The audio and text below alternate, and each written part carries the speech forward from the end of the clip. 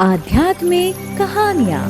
नमस्कार दोस्तों, स्वागत है आप सभी का एक बार फिर से आपके अपने पसंदीदा YouTube चैनल आध्यात्मिक कहानियों में। आज की कहानी शुरू करने जा रहे हैं कुरुवंश की उत्पत्ति।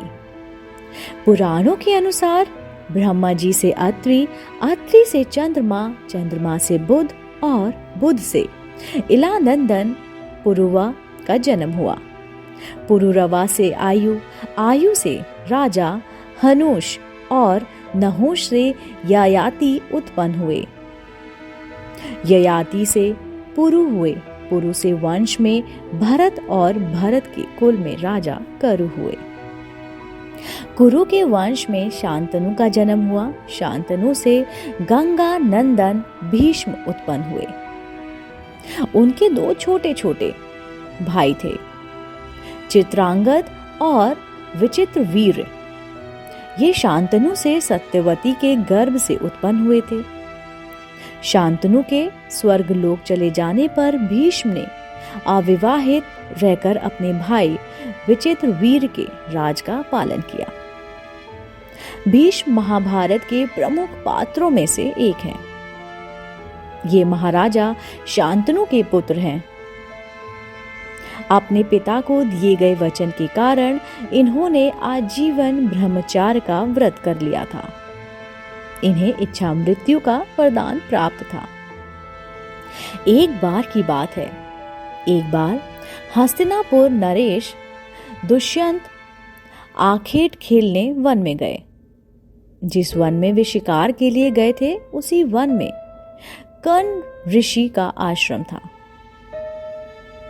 कर्ण ऋषि के दर्शन करने के लिए महाराज दुष्यंत उनके आश्रम पहुंच गए। पुकार लगाने पर एक अति लावण्यमयी कन्या ने आश्रम से निकलकर कहा, हे राजन महर्षि, तो तीर्थ यात्रा पर गए हैं, किंतु आपका इस आश्रम में स्वागत है। उस कन्या को देखकर महाराज दुष्यंत ने पूछा, बालिके, आप कौन हो? बालिका ने कहा, मेरा नाम शकुंतला है और मैं कर्ण ऋषि की पुत्री हूँ। उस कन्या की बात सुनकर महाराज दुष्यंत आश्चर्यचकित होकर बोले, महर्षि तो आजन्म ब्रह्मचारी हैं, आप उनकी पुत्री कैसे हुई? उनके इस प्रश्न के उत्तर में शकुंतला ने कहा, वास्तव में मेरे माता पिता मेनका और विश्वामित्र हैं। मेरी माता ने मेरे जन्म होते ही मुझे वन में छोड़ दिया था, जहां पर शकुंत नामक पक्षी ने मेरी रक्षा की, इसलिए मेरा नाम शकुंतला पड़ा। उसके बाद कर्ण ऋषि दृष्टि मुझ पर पड़ी और वे मुझे अपने आश्रम में लेकर आ गए। उन्होंने ही मेरा भरण पोषण किया है। जन्म देने वाला, पोषण करने वाला तथा अन्न देने वाला, ये तीनों ही पिता कहे जाते हैं। इस प्रकार कर्ण ऋषि मेरे पिता हुए। शकुंतला के वचनों को सुनकर महाराज दुष्यंत ने कहा, शकुंतले, तुम क्षत्रिय कन्या हो। यदि तुम्हें किसी प्रकार की आपत्ति ना हो तो मैं तुम्हें विवाह करके यहाँ से ले जाना चाहता हूँ। शकुंतला भी महाराज दुष्यंत पर मोहित हो चुकी थी। अंत में उसने अपनी स्वीकृति प्रदान कर दी। दोनों ने गंधर्व विवाह कर लिया। कुछ काल महाराज दुष्यंत ने शकुंतला के साथ विहार करते हुए वन में ही व्यतीत किया।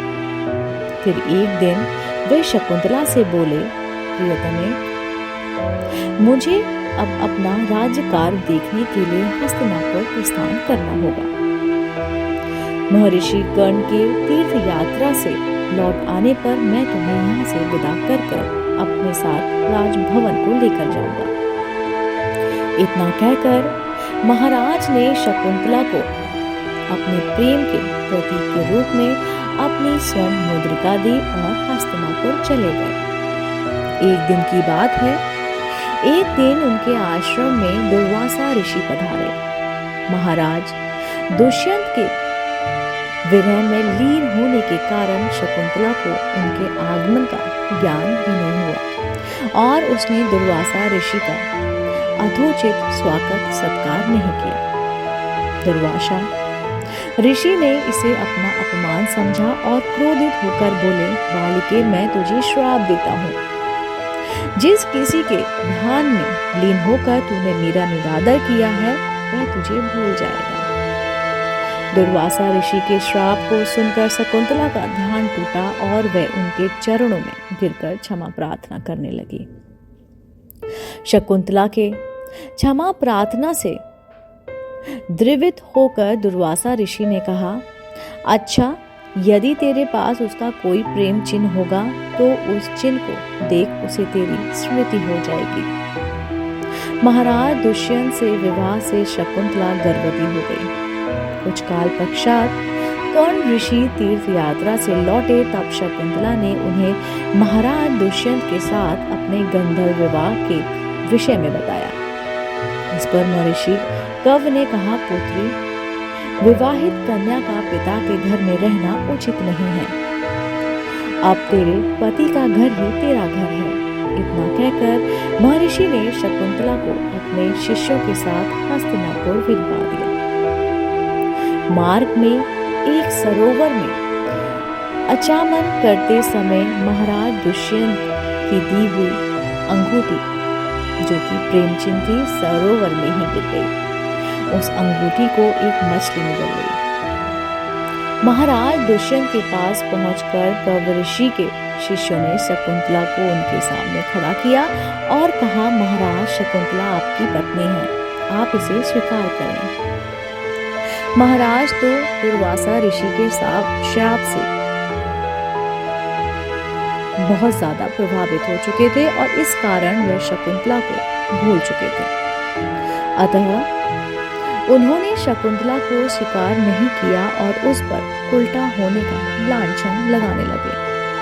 शकुंतला का अपमान होते ही आकाश में जोरों से बिजली कड़की और सबके सामने उसकी माता मेनका उसे उठा के ले गई। जिस मछली ने शकुंतला की अंगूठी को निगल लिया था, एक दिन वह एक मछुआरे के जाल में आ फंसी।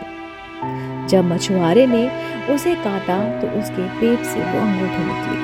मछुआरे ने उस अंगूठी को महाराज दुष्यंत के पास भेंट के रूप में भेज दिया। अंगूठी को देखते ही महाराज को शकुंतला का स्मरण हो आया और वे अपने कृत पर पछतावा करने लगे।